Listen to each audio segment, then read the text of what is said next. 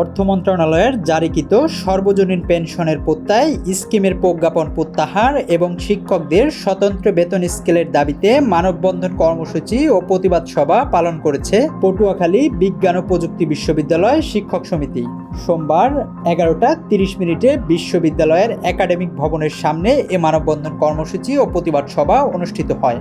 এ সময় কর্মসূচি অংশ হিসেবে একাডেমিক ভবনের সামনে অবস্থান সহ বিশ্ববিদ্যালয়টির সকল শিক্ষকবৃন্দ পদযাত্রায় অংশগ্রহণ করেন।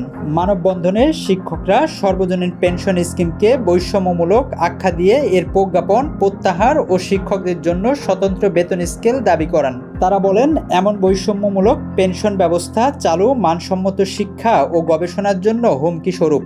এটি একটি আমলাতান্ত্রিক চক্রান্ত ও শিক্ষকদের সামাজিক মর্যাদাকে অবনমন করার চেষ্টা। আমি চাই যে আমার স্কুল কলেজের শিক্ষকদের সুবিধা বাড়ানো হোক, কেন বিশ্ববিদ্যালয়ের শিক্ষকদের সুযোগ সুবিধা কমানোর জন্য বারবার চেষ্টা করবো। আমি জানি না এটা কেন হচ্ছে, বারবার কেন শিক্ষকদের আন্দোলনে দাঁড়াতে হয়।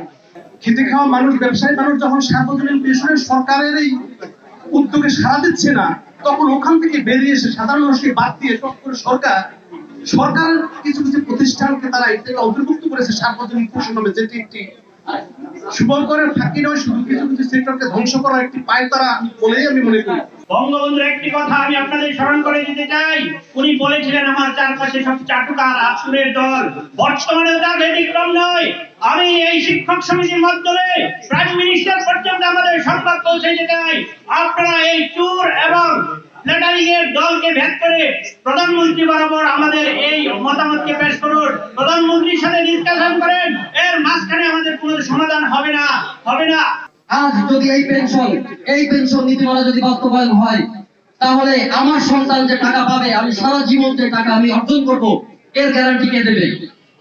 আমি যদি 65 বছর বয়সে মারা যাই, আমার স্ত্রী যদি মারা যান, আমার একটি সঞ্চয়ের টাকাও আমার সন্তান পাবে না। আমি কি তাদের কানাডায় বেগমপাড়ায় বাড়ি তৈরি করার জন্য এই সারা জীবন ধরে কষ্ট করব?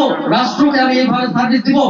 যখন একজন বিশ্ববিদ্যালয় শিক্ষক যখন পাবলিকেশন করে দেশের আন্তর্জাতিক স্বনামধন্য যে পাবলিকেশন গুলো করে এসে দেশে যখন তারা অবদান রাখবে, তখন তারা চাচ্ছে যে দেশকে কিভাবে পিছিয়ে দেওয়া যায়, তার একটি চক্রান্ত হচ্ছে এটি।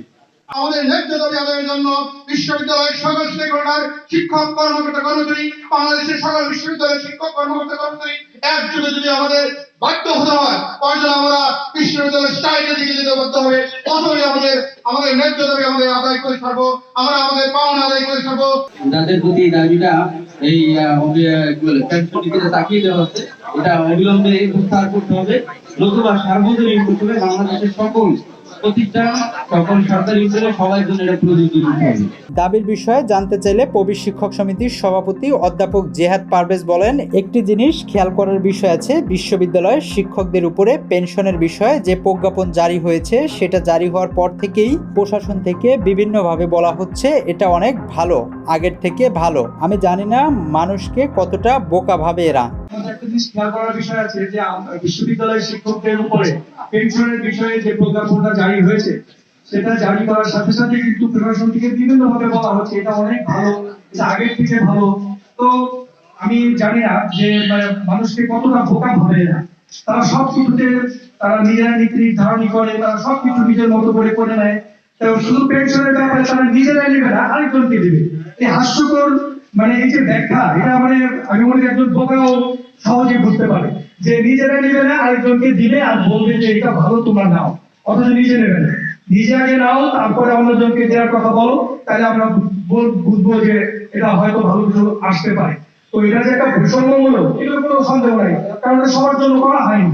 বৈষম্যমূলক কি না এটা নিয়ে ব্যাখ্যা করার প্রয়োজন নাই। তো আমি মনে করি সেটার ভিতরে কি আছে এটার ব্যাখ্যাও যেমন করবো, আমি আপাতভাবে ব্যাখ্যাও করতে চাই না। এটা আলাদা করে যে চাপিয়ে দেওয়ার চেষ্টা হচ্ছে, এটা আমি মনে করি বিশ্ববিদ্যালয়কে এবং বিশ্ববিদ্যালয়ের শিক্ষককে দমিয়ে রাখার একটা প্রচেষ্টা।